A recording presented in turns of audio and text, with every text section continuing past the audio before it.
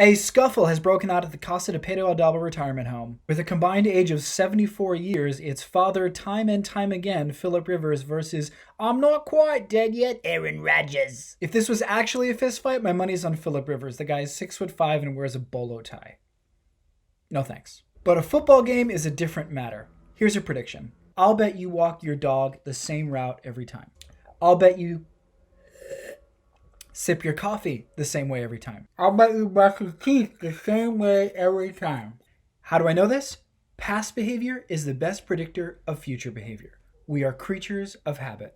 The Colts are coming off an impressive win against a 6-3 Titans team, and the Packers eked out a 4-point victory over the 1-8 Jaguars. If we didn't know anything else about these two teams, last week's outcomes are probably a best predictor for this week's outcomes. Looking at last week's outcomes, it's no surprise that the Colts are slightly favored to win this game. While last week's outcomes are important, they're not everything. We actually do have more information, which is why I love playing psychologist with betting lines. There's a lot of noise about the weakness of the NFC North and the cakewalk of a schedule that the Packers have had this season.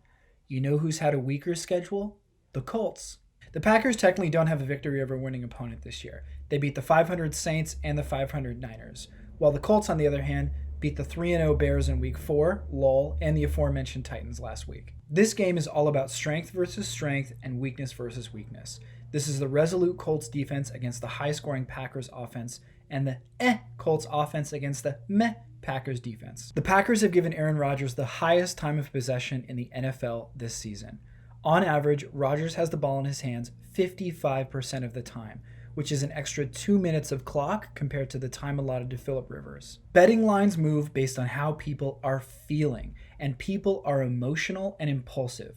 Majority of folks are only looking at last week's outcomes and placing their bets. This has the makeup for a close game, but the tipping point for me comes down to the geezers. Do not fall for recency bias.